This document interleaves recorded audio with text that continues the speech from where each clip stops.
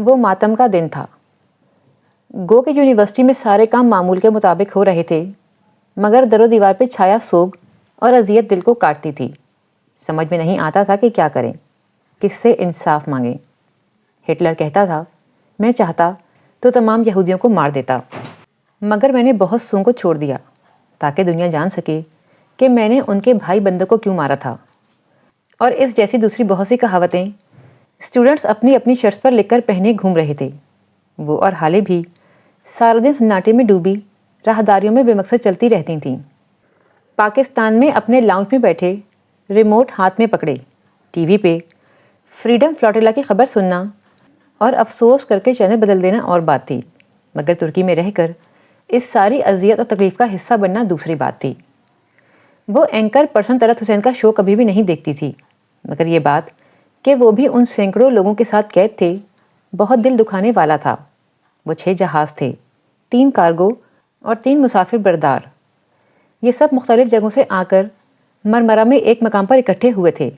وہاں سے یہ پورا فلاٹیلا غزہ کی جانب گامزن ہوا تھا تاکہ غزہ کے محصورین کو امداد پہنچا سکے۔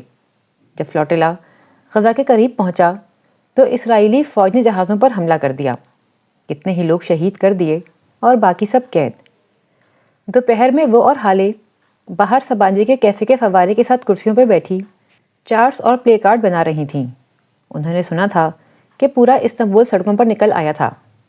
سبانجی شہر میں نہیں بلکہ دور مضافات میں واقع تھی، سو ان کا ارادہ بھی آج جا کر اس احتجاج میں شامل ہونے کا تھا۔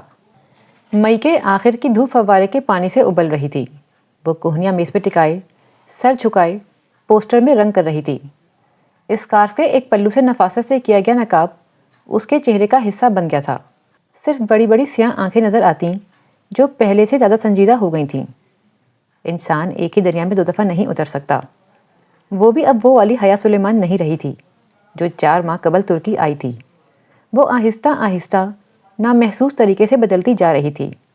ایک ثانیہ کو اس کا ذہن صبح آئے پیغام کی جانب بھٹک گیا۔ کون سا سرپرائز؟ کیسا سرپرائز؟ خیر، عبد الرحمن کی ہر بات ہی سرپرائز ہوتی تھی۔ اب تو اس نے حیران ہونا بھی ترک کر دیا تھا۔ پلے کارڈز اور پوسٹر لپیٹ کر جب وہ کامن روم میں آئی تو سینڈرا، چیری اور سارا کتابیں گود میں رکھے ٹی وی دیکھ رہی تھیں۔ حالے میز پہ رکھے اپنے بیگ میں کچھ چیزیں ڈال رہی تھی اور فلسطینی لڑکے بھی افراتفری کے عالم میں آ جا رہے تھے۔ سب کو احتجاج کے لیے استنبول جانا تھا۔ کیا تم لوگ آؤ گے سارا؟ اس نے ٹی وی میں مگن تینوں لڑکیوں کو مخاطب کیا۔ نہیں۔ سارا نے اسکرین پہ نگاہیں جمائی، بے نیازی سے شانے اچکائے۔ چیری اور سینڈرا نے تو اسے دیکھا تک نہیں۔ وہ اسی طرح کھڑی ٹکر ٹکر ان کے چہرے دیکھے گئی۔ حالے اور فلسطینیوں کے ساتھ سامان پیک کروانے اور احتجاجی شرٹس پہن کر اس کارواں میں شامل ہونے کے لیے بہت سے ترک اسٹوڈنٹس بھی آ گئے تھے کہ وہ لڑکیاں تھیں جو گرمی سردی ہر موسم میں منی اسکرٹس میں ملبوس ہوتی تھیں۔ وہ لڑکے جن کا دین مذہب سے کوئی دور دور کا واسطہ بھی نہ تھا، کانوں میں بالی اور قابل اعتراض والی ٹی شرٹس اور جینز پہننے والے لڑکے اب سب ایک ہو گئے تھے، مگر وہ لڑکیاں چیری، سارا، سینڈرا، ٹالی، وہ جن کے ساتھ حیا اور ڈی جے رات کو گھنٹوں باتیں کرتی تھیں، جو ساتھ کھاتی پیتی، سوتی جاگتی، ہنستی بولتی تھیں، اب وہی لڑکیاں اجنبی بنی بیٹھی تھیں۔ یہ لوگ کیوں نہیں چل رہے؟ سب واضح تھا، پھر بھی اس نے الجھن بھرے انداز میں حالے سے دھیرے سے پوچھا۔ حالے نے سارا والی بے نیازی سے شانے اچکائے۔ کیونکہ وہ مسلمان نہیں ہیں حیا۔ وہ بالکل چپ کھڑی رہ گئی۔ ان 4 ماہ میں انہیں ترک، پاکستانی، فلسطینی، ڈچ، چائنیز، اسرائیل اور ایسی ہی درجنوں تفریقات میں بانٹا گیا تھا، مگر آج قومیت کے سارے فرق مٹ گئے تھے۔ یہودی، عیسائی، بدھسٹ سب ایک طرف ہو گئے تھے اور مسلمان اسٹوڈنٹس ایک طرف۔ اور وہ بھی کن شرابوں کے پیچھے دوڑا کرتی تھی، اسے بھی کن لوگوں کا لباس، کن کا رہن سہن اچھا لگتا تھا۔ انجم باجی اور جاوید بھائی سمیت وہ سب جب ٹاکسن پہنچے تو وہ 5 منٹ کے لیے معذرت کر کے تیزی سے استقلال اسٹریٹ کی طرف چلی آئی۔ اسے جہان کو بھی اپنے ساتھ لینا تھا۔ جتنے زیادہ مسلمان ہوں اتنا بہتر تھا۔ برگر کنگ پہ معمول کی گہما گہمی تھی۔ وہ ریسٹورنٹس کی میزوں سے ہٹ کر اندر جانے والے دروازے میں داخل ہو گئی۔ کچن میں ایک ترک لڑکی اور ایک نیا لڑکا کام کر رہے تھے، دونوں شیف تھے۔ سلام، جہان کہاں ہے؟ اس نے ارد گرد نگاہیں دوڑاتے ہوئے لڑکے کو مخاطب کیا۔ وہ ابھی تو یہیں تھا، گوشت کاٹ رہا تھا۔ اب شاید… لڑکے نے مڑ کر ایک دوسرے دروازے کی طرف دیکھا۔ شاید ڈریسنگ روم میں ہو یا پھر باتھ روم میں۔ اسی پل ڈریسنگ روم کا دروازہ کھلا۔ حیا نے بے اختیار گردن موڑ کر دیکھا۔ جہان اندر داخل ہو رہا تھا، یوں کہ سر جھکائے وہ آنکھوں کو انگلیوں سے رگڑ رہا تھا۔ جہان، اس نے پکارا تو جہان نے چونک کر گردن اٹھائی۔ اس کی آنکھیں بھیگی اور سرخ سی ہو رہی تھیں۔ وہ بمشکل مسکرایا اور سلیب کی طرف آیا۔ السلام علیکم، تم کب آئیں؟ وہ اس سے نظر ملائے بغیر گردن جھکا کر ٹرے سے گوشت کے ٹکڑے اٹھانے لگا۔ ابھی؟ تم ٹھیک ہو؟ وہ بغور اس کا چہرہ دیکھ رہی تھی۔ ہاں، بس پیاز کاٹنے سے آنکھوں میں تھوڑی سی جلن ہو رہی تھی تو ابھی منہ دھونے گیا تھا۔ اتنی لمبی وضاحت، وہ بھی جہان دے؟ اور پیاز؟ اس نے ارد گرد دیکھا، پیاز تو کہیں بھی نہیں تھی۔ تم بتاؤ، کیسے آئیں؟ ہم اسٹریٹ پروٹیسٹ کے لیے جا رہے ہیں، فریڈم فلاٹیلا پہ حملے کے خلاف۔ تم چلو گے؟ پروٹیسٹ کیوں؟ ان بحری جہازوں میں اسلحہ نہیں تھا؟ اسلحہ؟ نہیں جہان، ان میں دوا اور خوراک تھی۔ اس نے اچنبے سے جہان کو دیکھا۔ کیا وہ اتنا بے خبر تھا؟ یہ تو تم کہہ رہی ہو، اسلحہ نہ ہوتا تو اسرائیلی کیوں روکتے اسے؟ وہ لاپرواہی سے کہتے ہوئے گوشت کے قتلے کھٹاکھٹ کاٹ رہا تھا۔ جہان، کیا تمہیں لگتا ہے کہ ان کو کسی وجہ کی ضرورت ہے؟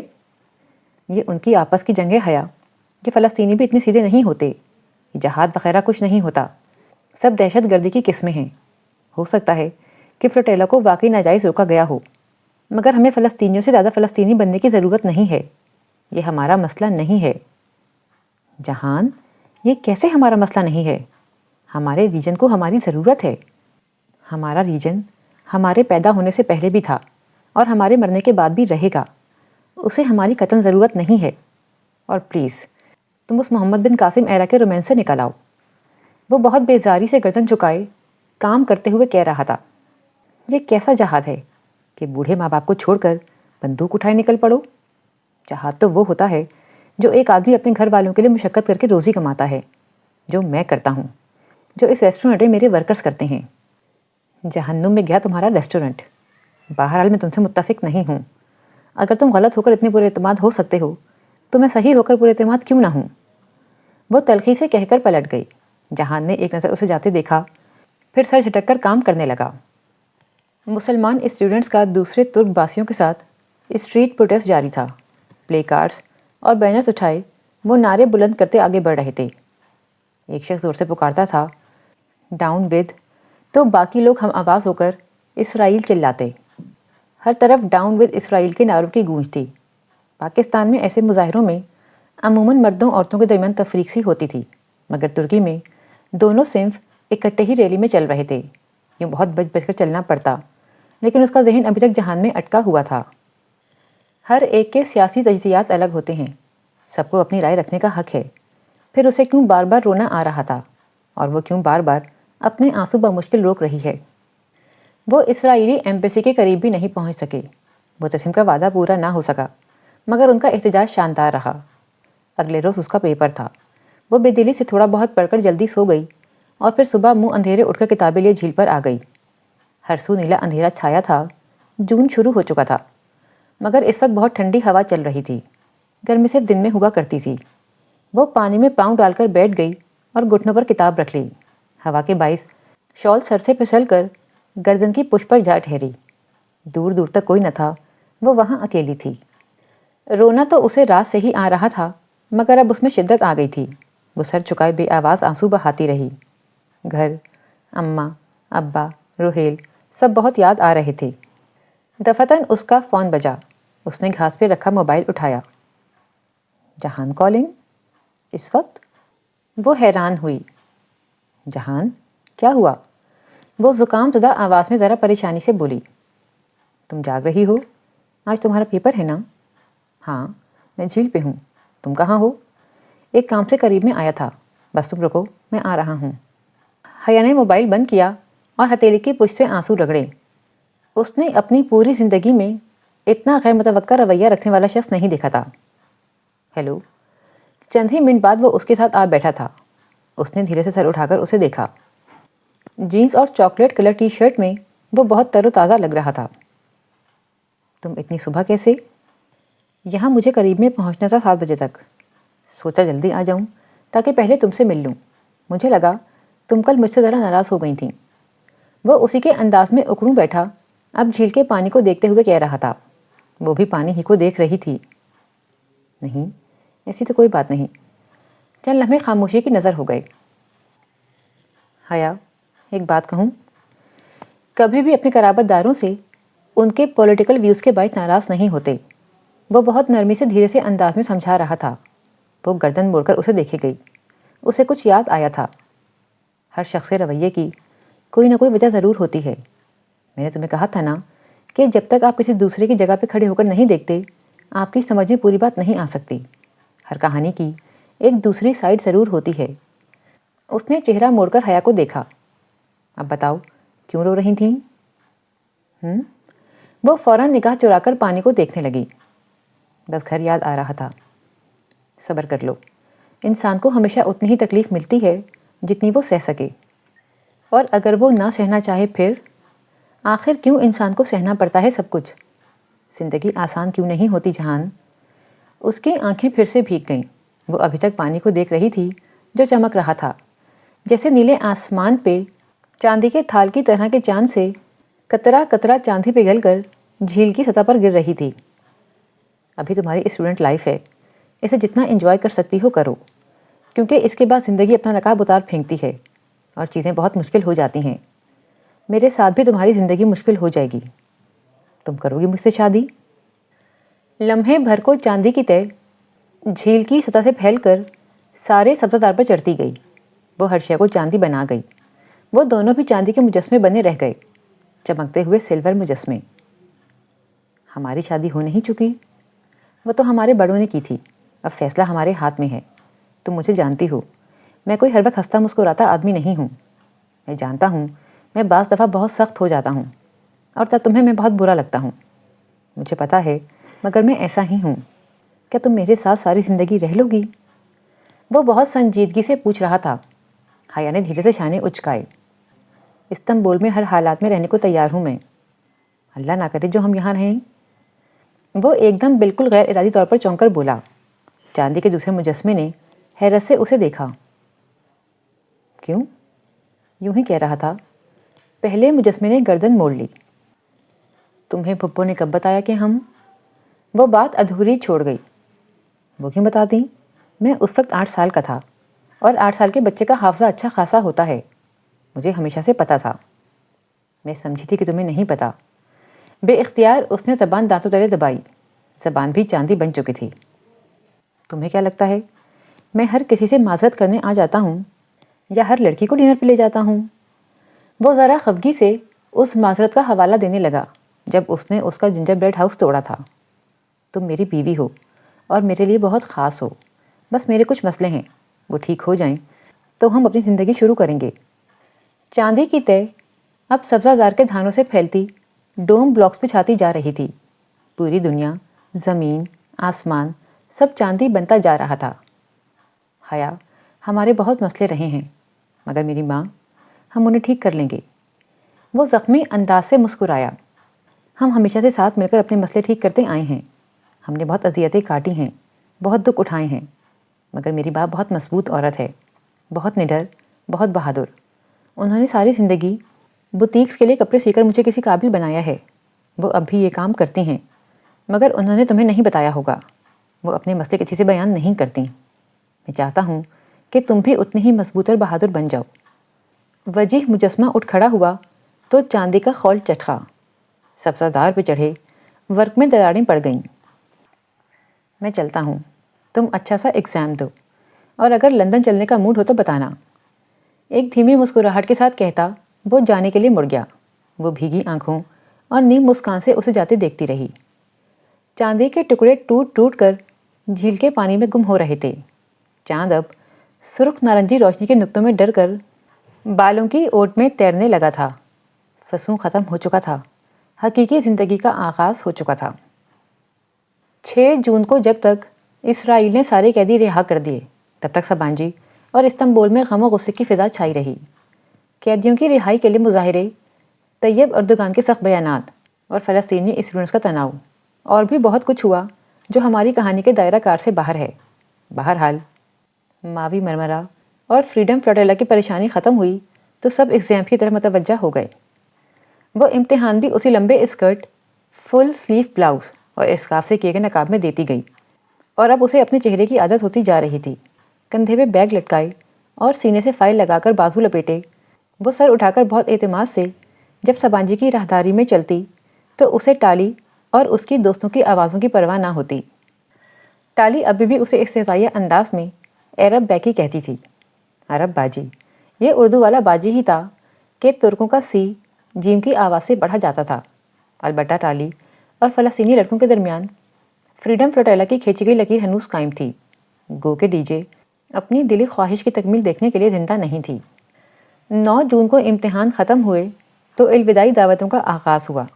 50 ممالک کے ایکسچینج اسٹوڈنٹس میں سے کچھ آخری مہینے میں دوسرے ممالک جا رہے تھے، جبکہ کچھ ترکی میں ہی رہ رہے تھے۔ وہ عائشہ کے پاس بیوق ادا جانا چاہتی تھی، مگر وہاں عبد الرحمن تھا، اور ابھی کافی تو اسے یاد ہوگی۔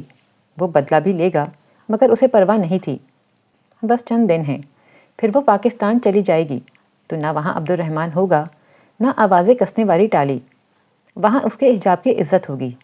پہلی دفعہ اسے تایا فرقان کے نظریات برے نہیں لگے تھے۔ وہ ٹھیک ہی علم پہ روک ٹوک کرتے تھے۔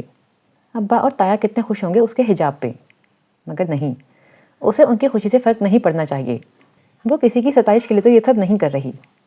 ستائش کے لیے اگر کوئی حجاب لے تو جلد ہی چھوڑ دے، کیونکہ یہ وہ کام ہے جس میں ریا ہو ہی نہیں سکتی۔ عائشہ نے اس کی بات پر ہنس کر کہا تھا۔ وہ اتنے دنوں بعد آج بیوقدہ آئی تھی، اور اب وہ تینوں ساحل کے کنارے ایک اوپن ایئر کیفے میں بیٹھی تھیں۔ اس سے قبل وہ ان دونوں بہنوں کے ساتھ حلیمہ آنٹی کی طرف بھی ہو آئی تھی۔ آنٹی عثمان انکل اور سفیر کے ساتھ کہیں نکل رہی تھیں، بس دروازے پہ ہی کھڑے کھڑے سلام دعا ہو سکی۔ عثمان انکل ویسے ہی تھے، بھاری بھرکم اور خوش مزاج۔ ڈی جے کا افسوس کرنے لگے تو عادتاً بولے ہی چلے گئے، اور بہارے گل برے برے منہ بنا کر سنے گئی۔ ایک وہی تھی جو اپنے تاثرات نہیں چھپایا کرتی تھی۔ سفیر سے البتہ بہارے اور عائشہ دونوں بور نہیں ہوتی تھیں، وہ اکثر اس کا ذکر کرتی تھیں، اور اب حیا کی سفیر سے سرسری سی ملاقات بھی ہو گئی تھی۔ وہ 23-24 برس کا خوش مزاج سا لڑکا تھا، جیسا کہ یورپ میں مقیم پاکستانی لڑکے ہوتے ہیں۔ اس کی شادی اس کے والدین پاکستان میں زبردستی کرنے کے خواہاں تھے، اور یہ قصہ بہارے اتنی دفعہ دہرا چکی تھی کہ وہ حیا کے لیے اہمیت کھو چکا تھا۔ وہ دونوں باپ بیٹا ہوٹل گرینڈ میں کام کرتے تھے، اور اس 10 منٹ کی ملاقات میں بھی چند ایک بار سفیر کے لبوں سے عبد الرحمن بھائی ضرور نکلا تھا۔ وہی ستائش، فخر سے نام لینے کا انداز جو ان دونوں بہنوں کا بھی خاصا تھا۔ پتہ نہیں ان سب کو عبد الرحمن میں کیا نظر آتا تھا۔ جانے سے قبل اس نے ایک دفعہ سوچا کہ عثمان شبیر سے پوچھ لے کہ جہاز میں انہوں نے اگلی نشست پہ بیٹھی ترک عورت کو کیا کہا تھا کہ وہ خفگی سے واپس مڑ گئی تھی، مگر پھر اس نے جانے دیا۔ بعض باتیں ادھوری ہی رہیں تو بہتر ہوتا ہے، اور ریاکاری کی ایک پہچان ہوتی ہے حیا، عائشہ کہہ رہی تھی۔ بعض دفعہ بندے کو خود بھی علم نہیں ہوتا کہ وہ دکھاوا کر رہا ہے، مگر ایسے کام کی پہچان یہ ہوتی ہے کہ اللہ اس پہ کبھی ثابت قدمی عطا نہیں کرتا۔ ساحل کے کناروں پر سیاحوں کا خاصا رش تھا۔ بیوقدہ استنبول والوں کا مری تھا۔ موسم گرما شروع ہوتے ہی سیاحوں کا رش لگ جاتا تھا۔ بھورے سرمئی پروں والے سمندری بگلے بھی ساحل کی پٹی کے ساتھ ساتھ اڑ رہے تھے۔ ثابت قدمی واقعی مشکل کام ہوتی ہے عائشہ۔ میری ساتھی اسٹوڈنٹس اکثر مجھ پہ آواز کس کر پوچھتی ہیں کہ میں نے اس بڑے سے اسکارف کے اندر کیا چھپا رکھا ہے۔ تم آگے سے کہا کرو خود کچھ بم چھپا رکھا ہے۔ بہارے نے اس کی طرف گردن چکا کر رازداری سے کہا تھا، مگر اس کی بہن نے سن لیا تھا۔ بری بات بہارے، عائشہ نے خفگی سے اسے دیکھا۔ جب اچھی لڑکیاں کوئی فضول بات سنتی ہیں تو اسے بہت باوقار طریقے سے نظر انداز کر دیتی ہیں۔ بہارے نے اتنی ہی خفگی سے سر جھٹکا اور روٹی کے ٹکڑے توڑنے لگی۔ خیر بہارے، بس جولائی میں واپس چلی جاؤں گی، اور وہاں نہ تو حکومت کی سختی ہوگی نہ اسرائیلی تانے۔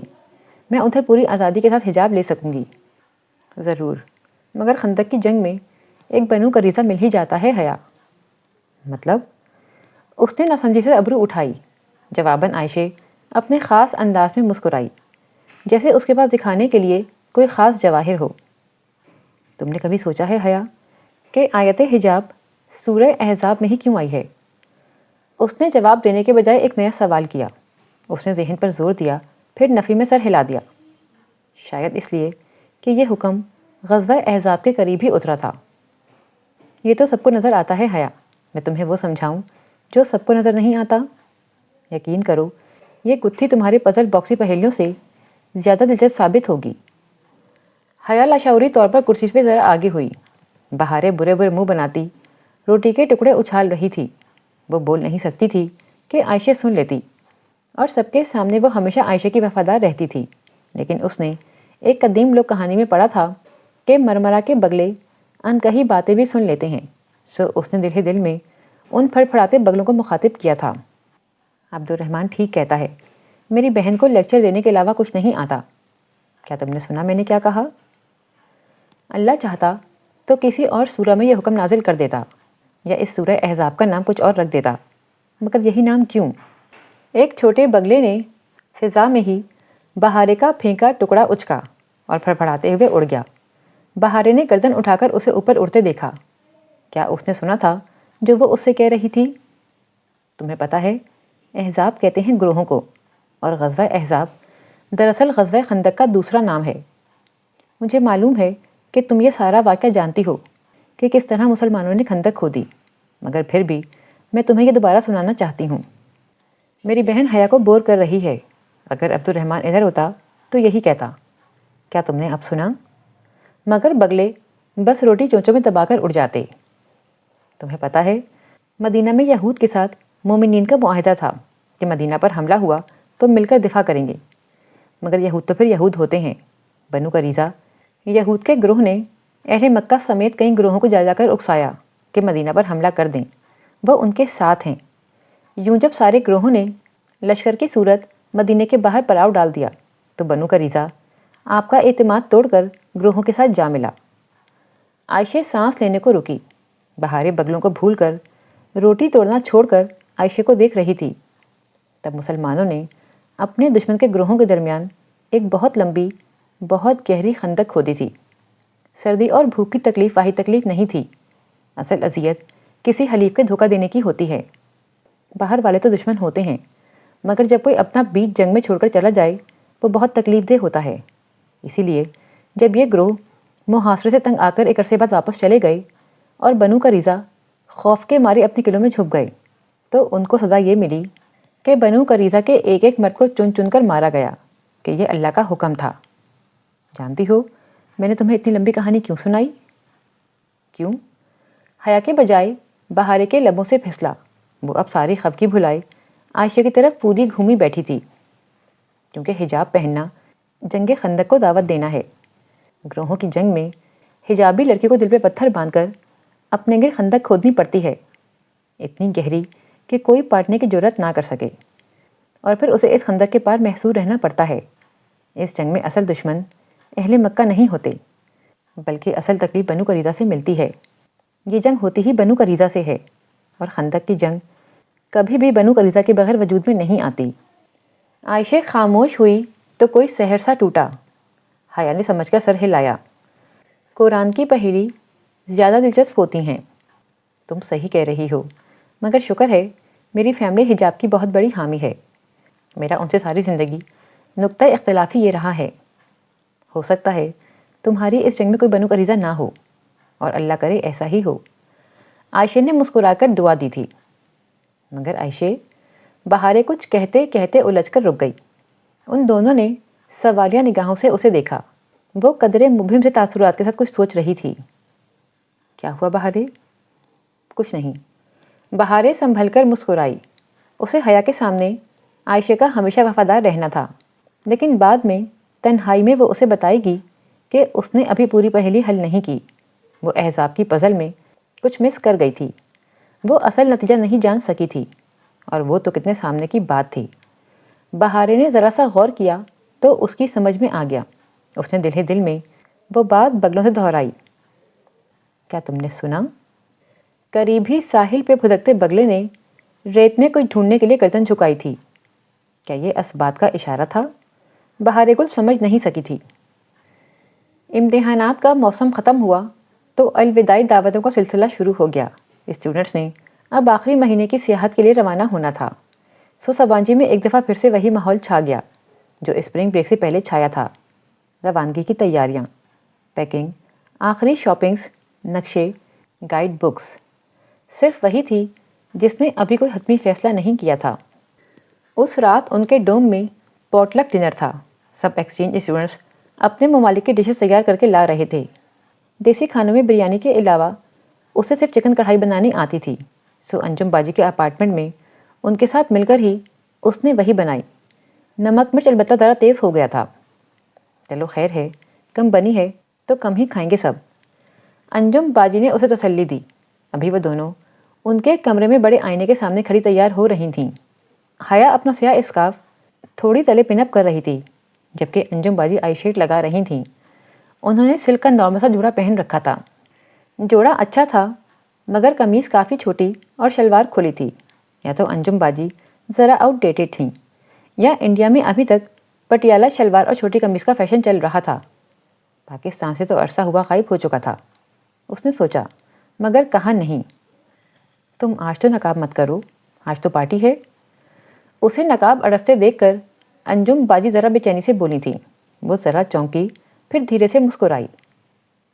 پارٹی تو ہے انجو باجی، مگر لوگ تو وہی ہیں جن سے سارا دن نقاب کرتی ہوں، اب اتارا تو کتنا برا لگے گا۔ اس نے بے حد رسان سے سمجھایا تو انہوں نے سر ہلا دیا۔ ہاں یہ تو ہے، اپنے دیسی لوگ کتنے اچھے ہوتے ہیں نا، حجاب پہ آپ کو ویسے اذیت نہیں دیتے جیسے ٹالی جیسے لوگ دیتے ہیں۔ شکر ہے انجم باجی نے دوبارہ اعتراض نہیں کیا، کرنا بھی نہیں چاہیے، وہ بھی تو ان کے پرانے فیشن پہ کچھ نہیں بولی تھی۔ اس نے پیشانی سے اسکارف ٹھیک کرتے ہوئے سوچا تھا۔ آج اس نے سیاہ سلک بلاؤز اور اسکرٹ کے ساتھ سیاہ اسکارف لیا تھا۔ پورا لباس سیاہ تھا، بس آستین پہ کلائیوں کے گرد سفید موتیوں کی دوہری لڑی لگی تھی جو مدھم سی چمکتی تھی۔ ڈوم بلاک کے کامن روم میں روشنیوں کا سا سما تھا۔ کرسیوں کے پھول ویسے ہی بنے تھے جیسے حسین کی سالگرہ کے دن بنائے گئے تھے۔ اس کا جنجر بیڈ ہاؤس اور ڈی جے۔ یورپین لڑکیاں بہت دل سے تیار ہوئی تھیں، شولڈر لیس ملبوسات جو گھٹنوں پر سے اوپر آتے تھے جیسے وہ کوئی حروم نائٹ ہو۔ ایسے میں وہ سب سے الگ تھلگ ایک کونے میں خاموشی بیٹھی تھی۔ فلسطینی لڑکے اور حالے اپنے اپنے کاموں میں مصروف تھے، سو نہیں آ سکے تھے۔ وہ خود کو بہت تنہا محسوس کر رہی تھی۔ دل میں عجیب سی ویرانی چھائی ہوئی تھی، جیسے وہ کسی غلط جگہ پہ آ گئی ہو۔ اگر وہ پہلے والی حیا ہوتی تو ایسے تیار ہوتی کہ کوئی اسے نظر انداز نہ کر پاتا۔ وہ موقع کی مناسبت سے ساڑی، اونچا جوڑا اور ہائی ہیلز پہنتی۔ اور اس نے سر جھٹکا۔ زمانہ جاہلیت کی کشش ثقل آخر مرتی کیوں نہیں ہے؟ وہ کیوں بار بار کھینچتی رہتی ہے؟ حالانکہ وہ قطعاً واپس اس دور میں لوٹنا نہیں چاہتی تھی۔ وہ تو اس پہاڑی پہ قدم بہ قدم اوپر چڑھنا چاہتی تھی، مگر پھر اب وہ نیچے کیوں دیکھ رہی تھی؟ نیچے تو کھائی تھی۔ کھانا شروع ہو چکا تھا۔ اسٹوڈنٹس ہنستے مسکراتے، باتیں کرتے، پلیٹیں لیے ادھر ادھر گھوم رہے تھے۔ ٹالی اپنی ڈش اٹھائے لے آئی تھی۔ پتہ نہیں گوشت اور گاجر کا کیا مرغوبہ تھا جس کا وہ ایک بہت مشکل سا عبرانی نام لے رہی تھی۔ اس نے بہت خوش دلی سے حیا کے آگے ڈش کی تو حیا نے شکریہ کہتے ذرا سا پلیٹ میں ڈالا۔ ٹالی مسکرا کر آگے بڑھ گئی۔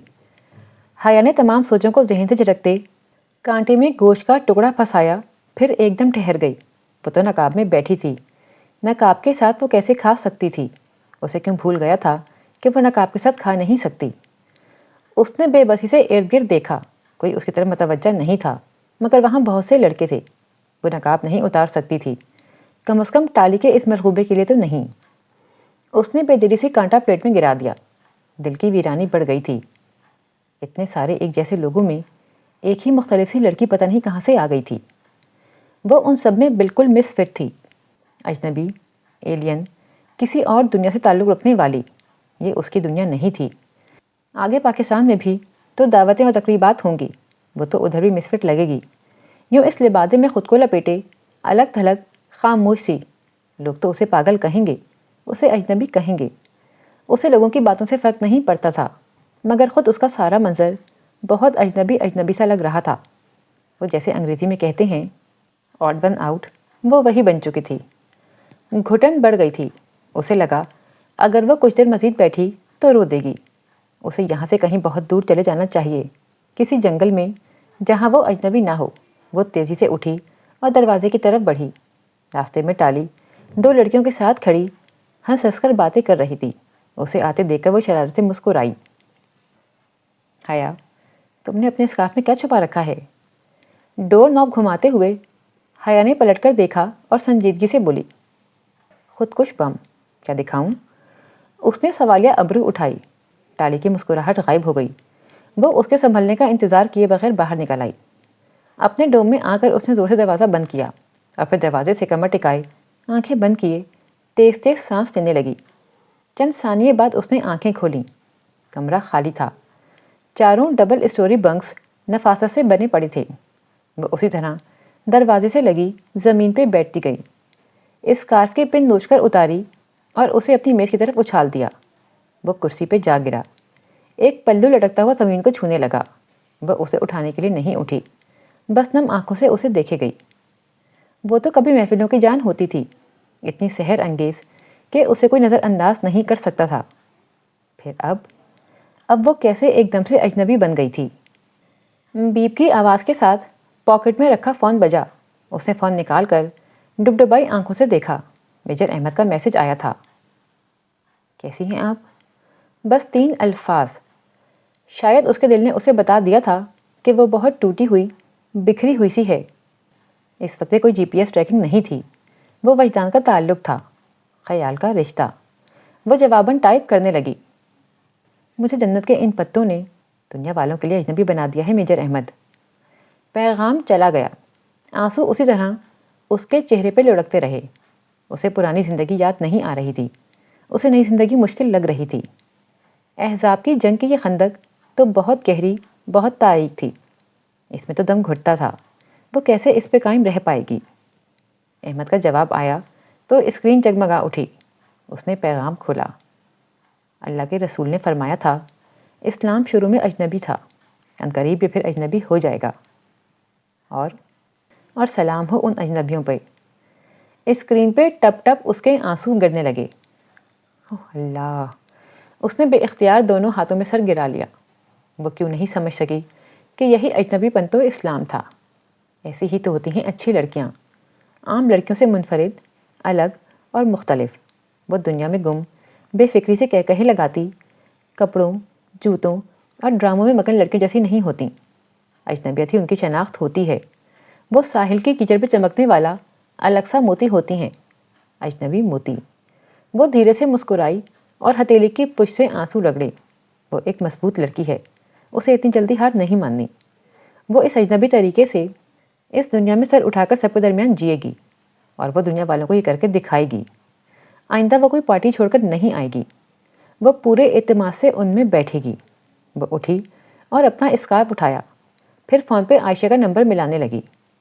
اجنبی لڑکیوں کو اپنے جیسے ایلین سے زیادہ ان ٹچ رہنا چاہیے، تاکہ جب خندق کھوتے کوئی اپنے دل پہ رکھا ایک پتھر دکھائے تو آپ اسے اپنے 2 پتھر دکھا سکیں۔ السلام علیکم حیا۔ دوسری جانب بہاریں چہکی تھی۔ میں ابھی تمہارے بارے میں ہی سوچ رہی تھی۔ اچھا، اور تم کیا سوچ رہی تھیں؟ وہ آئینے کے سامنے کھڑی بالوں کا جوڑا کھولنے لگی۔ نرم ریشمی بال کھل کر کمر پہ گرتے چلے گئے۔ وہ اب بھی اتنی ہی خوبصورت تھی جتنی پہلے تھی۔ میں سوچ رہی تھی کہ میں نے تم سے پوچھا ہی نہیں کہ تمہارا باکس کھلا یا نہیں۔ ارے ہاں، وہ کھل گیا، مگر اس میں صرف ایک چابی تھی۔ کھل گیا؟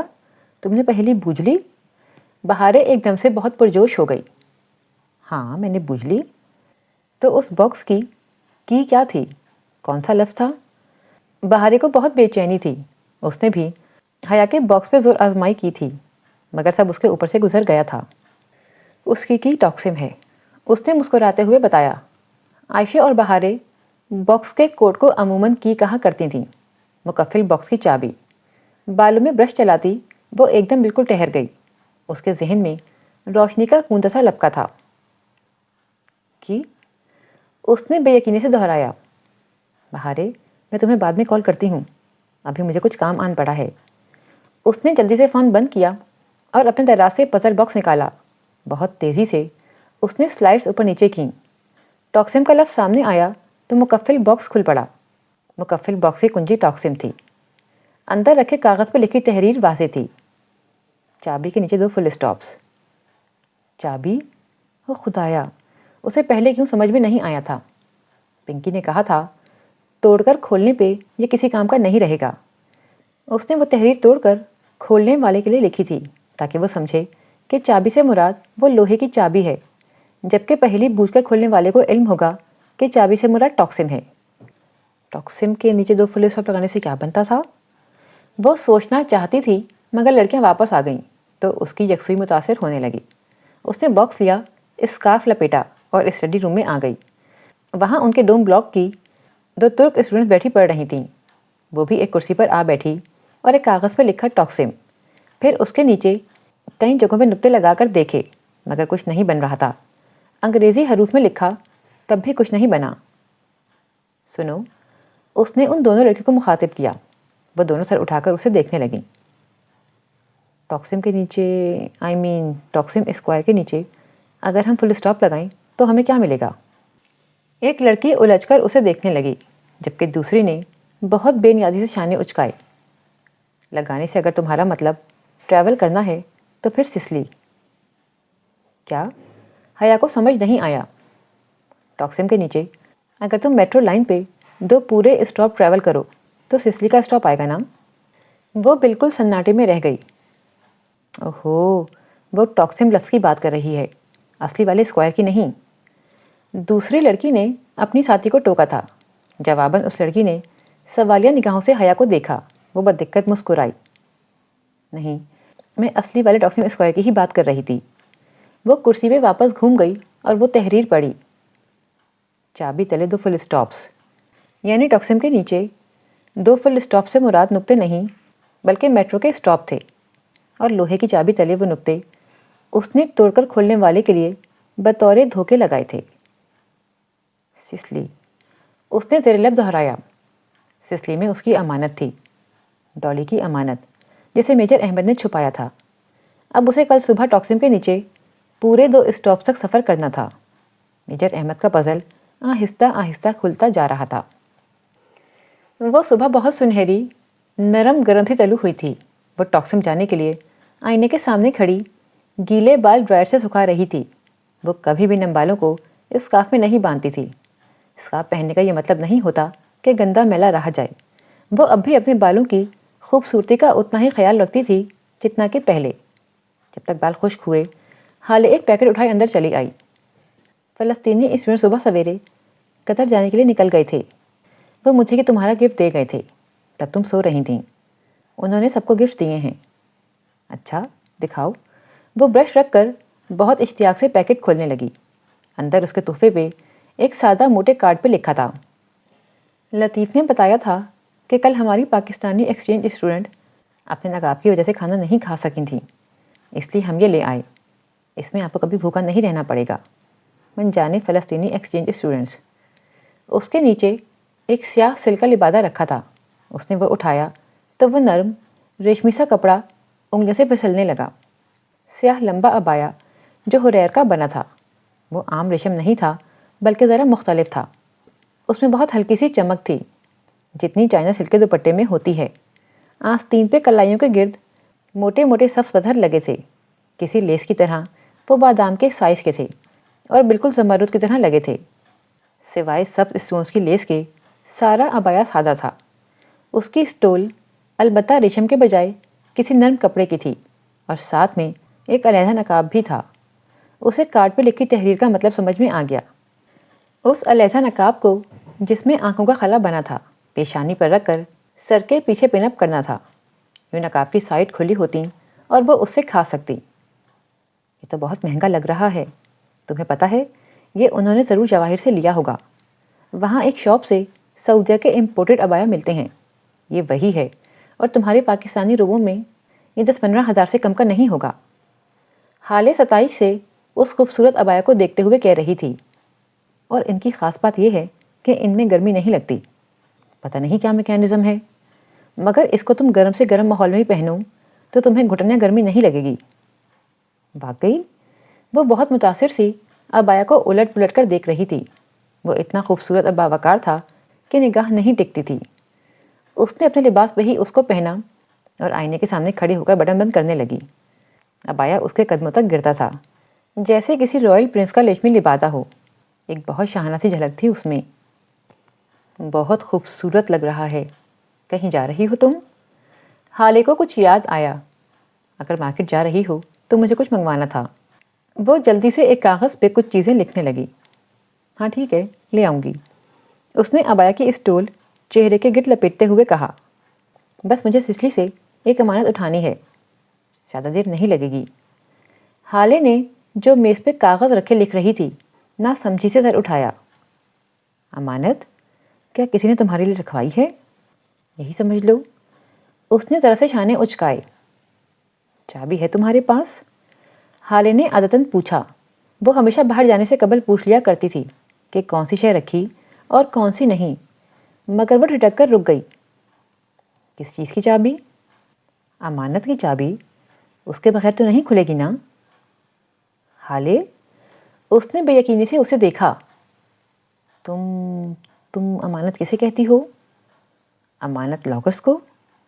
تم انہی کی بات کر رہی ہو نا؟ ہم لیفٹ لگیج لاکرز کو لگیج امانت بولتے ہیں نا؟ اوہ، لیفٹ لگیج لاکرز؟ اس نے بے اختیار ماتھے کو چھوا۔ وہ لاکرز جہاں لوگ سامان محفوظ کر کے چلے جاتے ہیں کہ بعد میں اٹھا لیں گے۔ اسے یہ خیال کیوں نہیں آیا تھا کہ وہ چابی کسی لیفٹ لگیج لاکر کی بھی ہو سکتی ہے۔ حالے، وہ تیزی سے اس کے قریب آئی۔ تمہیں پتہ ہے سسلی میں امانت لاکرز کہاں ہوں گے؟ اس کی بات پہ حالے متذبذب سے سوچنے لگی۔ سچ کہوں تو میں نے کبھی استنبول میں کوئی پبلک لاکر ٹرائی نہیں کیا۔ عموماً ریلوے اسٹیشن پہ لاکر ہوتے ہیں، تم سسلی کے اسٹاپ پہ دیکھنا، وہاں شاید کوئی مل جائے۔ ٹاکسم کے نیچے 2 پورے میٹرو اسٹاپس، یہ وہ جگہ تھی جہاں کوئی امانت لاکر تھا۔ اس نے ذہن میں اس پہلی کو ڈی کوڈ کیا۔ سسلی کے میٹرو اسٹاپ پہ معمول کی گہما گہمی تھی۔ وہ پرس کندھے پہ لٹکائے بہت پر اعتماد طریقے سے چلتی ٹکٹ کاؤنٹر تک آئی۔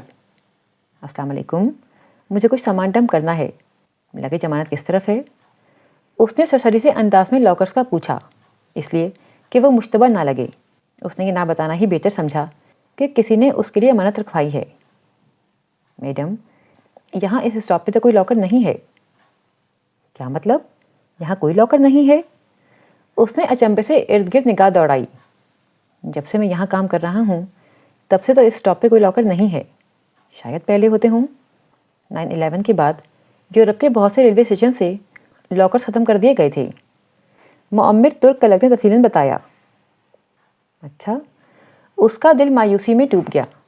ٹاکسم سے میٹرو میں سوار ہونے کے بعد وہ پہلے اسٹیشن پہ نہیں اتری، پھر دوسرے یعنی سسلی پہ اتر گئی۔ ٹاکسم سے میٹرو لائن کا آغاز ہوتا تھا۔ میٹرو ایک ہی سمت میں جاتی تھی، سو 2 پورے اسٹاپ کا ختم سسلی پہ ہی ہوتا تھا۔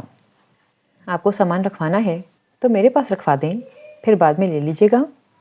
وہ جانے لگی تو کلرک نے بہت خلوص سے پیشکش کی۔ نہیں خیر ہے، میں اٹھا لوں گی۔ اس نے شعوری طور پہ پرس کو ذرا مضبوط پکڑ لیا۔ بس مجھے جواہر سے ذرا سی شاپنگ کرنی ہے، میں مینیج کر لوں گی۔ اس کی آواز میں واضح مایوسی تھی۔ اچھا، آپ جواہر جا رہی ہیں تو پھر آپ سامان وہیں رکھوا دیجیے گا۔ بلکہ وہ ذرا سا رکا۔ جواہر میں امانت لاکرز ہوتے ہیں، وہ انٹرنس کے قریب ہی بنے ہیں۔ واقعی؟ وہ جھٹکے سے واپس پلٹی تھی۔ امانت لاکرز جو چابی سے کھلتے ہیں؟ ارے میم، وہ زمانے گئے جب لاکر چابی سے کھلا کرتے تھے۔ سلطنت ترکیہ اب کافی ترقی کر چکا ہے۔ ترک بوڑھے نے فخر سے گردن اٹھا کر کہا، ہمارے امانت لاکرز بار کوڈ سے کھلتے ہیں۔ Of course. حیا نے گہری سانس لی اور مسکرائی۔ Bar code? اس نے سمجھتے ہوئے سر ہلایا۔ بالآخر اسے سارے بریڈ کرمز ملتے جا رہے تھے۔ سسلی کے اسٹاپ سے ایک ڈائریکٹ ایگزٹ تھی جو جواہر مال میں کھلتی تھی۔ وہ مال میں آئی اور تیزی سے ان لاکرز کی طرف لپکی جو داخلی حصے کے قریب ہی بنے تھے۔ ایک دیوار پہ پھیلے نارنجی لاکرز جیسے کچن کیبنٹس ہوں، سب پہ ایک ایک نمبر لکھا تھا۔ اس نے پرس سے چابی اور بار کوڈ سلپ نکالی اور پورے اعتماد سے چلتی لاکرز کے قریب آئی۔ وہاں کھڑا گارڈ بے اختیار اسے دیکھنے لگا۔ حیا نے وہاں لاکرز کی مشین کا طریقہ دیکھا۔ اسے پہلے لاکر نمبر ٹائپ کرنا تھا۔ وہاں بنے کی پیڈ پہ اس نے 6 ہندسہ دبایا۔ یہی ہندسہ اس کی بار کوڈ کی رسید کے چاروں کونوں میں لکھا تھا۔ یہی لاکر نمبر ہو سکتا تھا۔ مشین کی سیاہ اسکرین پہ 6 لکھا آیا۔ پھر اس نے بار کوڈ مانگا۔ حیا نے بار کوڈ والی طرف سے کاغذ شناخت کے لیے مشین کے سامنے کیا۔ ٹوں ٹوں کی آواز آئی اور اسکرین پہ سرخ عبارت ابھری۔ بار کوڈ غلط تھا۔ اس نے بے یقینی سے رسید کو دیکھا اور پھر مشین کو۔ شاید کوئی غلطی ہو گئی ہو۔ گارڈ اب پوری گردن موڑ کر مشکوک نگاہوں سے اسے دیکھ رہا تھا۔ حیا نے جلدی سے مشین ری سیٹ کی اور 6 پہ انگلی رکھی۔ پھر بار کوڈ سامنے آیا۔ سرخ عبارت پھر سے ابھری۔ کچھ غلط تھا۔ گارڈ کی نظریں اور بے بسی بھری پریشانی۔ وہ کپکپاتی انگلیوں سے تیسری دفعہ مشین ری سیٹ کرنے لگی تو رسید ہاتھ سے پھسل کر فرش پہ جا گری۔ وہ تیزی سے اسے اٹھانے کے لیے جھکی۔ رسید کا کاغذ الٹا گرا تھا، یوں کہ الفاظ سر کے بل الٹے نظر آ رہے تھے۔ چاروں کونوں میں لکھا 6 اب الٹا ہو کر 9 لگ رہا تھا۔ کاغذ اٹھا کر اس نے گردن اٹھا کر دیکھا۔ 9 نمبر لاکر اوپر والی قطار میں سب سے آخری تھا۔ کچھ سوچ کر اس نے مشین کے کی پیڈ پہ 9 پر انگلی رکھی۔ پھر بار کوڈ سامنے آیا۔ بیپ کی آواز آئی اور سرخ رنگ کی عبارت ابھری۔ 9 نمبر لاکر کھل گیا تھا۔ وہ جلدی سے آگے بڑھی اور 9 نمبر لاکر کا دروازہ کھولا، جیسے کچن کیبنٹ کو کھولتے ہیں۔ اندر ایک چکور سی تجوری رکھی تھی جو پیچھے کہیں سے چپکی تھی۔ یہ وہ تجوری تھی جس کی دھات کی تہوں میں شیشے کی تہ ہوتی ہے، اور اگر اسے غلط طریقے سے کھولنے کی کوشش کی جائے تو اندرونی شیشہ ٹوٹ کر تجوری کو جام کر دیتا ہے۔ اس نے تجوری کے کی ہول میں وہ چابی ڈال کر گھمائی۔ تجوری کھل گئی۔ حیا نے جلدی سے اسے کھولا۔ اندر ایک چھوٹی سی سیاہ مخملی ڈبی رکھی تھی، جیسے انگوٹھی کی ڈبی ہوتی ہے۔ اس نے وہ ڈبی مٹھی میں دبائی اور اسے احتیاط سے اپنے کھلے بیگ کے اندر گرا دیا کہ پیچھے کھڑا گارڈ نہ دیکھ سکے۔ 2 منٹ بعد وہ مال کے باہر کھڑی تھی۔ اس نے بیگ کو مضبوطی سے پکڑ رکھا تھا۔ ترکی اور ترکی کے ایڈونچرز۔ کبھی وہ ان پہ ایک کتاب ضرور لکھے گی، اس نے مسکراتے ہوئے سوچا تھا۔ فی الحال اسے ایک ایسی جگہ تلاش کرنی تھی جہاں بیٹھ کر وہ آرام سے وہ ڈبی کھول سکے۔ دفعتاً اس کا موبائل بجا۔ آپ کا سرپرائز برگر کنگ کی پینٹری میں آپ کا انتظار کر رہا ہے۔ ARP۔ 2 سطور کا وہ مختصر پیغام اس کو سن کر گیا۔ کہیں عبد الرحمن جہان کے پاس تو نہیں چلا گیا؟ اس کی نگاہوں کے سامنے جہان کا ٹوٹا پھوٹا ریسٹورنٹ گھوما تھا۔ او نہیں، وہ واپس زیر زمین میٹرو کی طرف بھاگی تھی۔ برگر کنگ میں معمول کا رش اور شور تھا۔ وہ قریباً دوڑتی ہوئی کچن میں آئی تھی۔ جہان کہاں ہے؟ اس کے حواس باختہ انداز پہ وہاں شیف لڑکے نے ہاتھ روک کر اسے دیکھا۔ وہ پینٹری میں ہے، مگر ٹھہریں، آپ ادھر نہ جائیں۔ وہ پینٹری کی طرف بڑھی تو وہ لڑکا سامنے آ گیا۔ مگر میم پلیز، اس کا کوئی مہمان آیا ہے، وہ اندر ہے۔ اس نے کہا ہے کسی کو اندر نہ آنے دوں، ورنہ میری نوکری چلی جائے گی۔ کچھ نہیں ہوگا، مجھے دیکھنے دو پلیز، مجھے سیمسٹر کی فیس دینی ہے۔ آپ ادھر مت جائیں، وہ مجھے واقعی جان سے مار دے گا۔ اگر آپ کو اندر جانا ہی ہے تو آپ پچھلی گلی سے چلی جائیں، پچھلے دروازے کی گھنٹی بجا دیجیے گا۔ اور اس کی بات مکمل ہونے سے قبل ہی وہ باہر نکل چکی تھی۔ 10 منٹ بھی نہیں لگے تھے اسے پچھلی گلی سے پینٹری کے دروازے تک پہنچتے۔ اگر عبد الرحمن ادھر آیا تو وہ اسے جان سے مار دے گی، اس نے سوچ لیا تھا۔ پینٹری کا روشن دان کھلا تھا۔ وہ حیا کے چہرے کے برابر آتا تھا۔ اس سے اندر کا منظر اور آوازیں صاف سنائی دے رہی تھیں۔ وہ جو گھنٹی بجانے ہی لگی تھی بے اختیار رک گئی۔ جہان جینس کی جیبوں میں ہاتھ ڈالے حیا کی طرف پش کیے کھڑا کہہ رہا تھا، آواز نیچی رکھو، یہ تمہارا ادلار نہیں ہے جہاں میں تمہاری ساری بکواس چپ کر کے سنتا رہوں گا۔ یہ میری جگہ ہے۔ اس کے مخاطب نے استہزائیہ انداز میں سر کو جھٹکا۔ سرمئی برساتی، آنکھوں پہ اینک اور ناقابل فراموش چہرہ جس پہ چند روز قبل اس نے کافی الٹی تھی، وہ پاشا کا چہرہ کبھی نہیں بھول سکتی تھی۔ ہاں، تمہاری جگہ؟ مت بھولو کہ یہ جگہ میں نے تمہیں دی تھی جب تمہیں بیو قضا سے فرار ہو کر چھپنے کی جگہ چاہیے تھی۔ مگر تم دنیا کے سب سے بڑے احسان فراموش ہو جہان۔ وہ دیوار سے لگی پتھر کا مجسمہ بنی رہ گئی۔ استقلال اسٹریٹ کا شور غائب ہو گیا۔ میرا بھی اپنے بارے میں یہی خیال ہے، وہ جواباً کمال بے نیازی سے شانے اچکا کر بولا تھا۔ اور میرے کام کے بارے میں تمہارا کیا خیال ہے؟ کیا وہ 48 گھنٹے میں ہو جائے گا؟ نہیں، جہان اسی رکھائی سے بولا تھا۔ پہلی بات تو یہ ہے کہ میں تمہارے باپ کا ملازم نہیں ہوں، اور دوسری یہ کہ تم اپنے لالچ کے ہاتھوں بے صبر ہونے کے بجائے تھوڑا انتظار کرو تو بہتر ہوگا۔ لالچ؟ پاشا نے بے یقینی سے دہرایا۔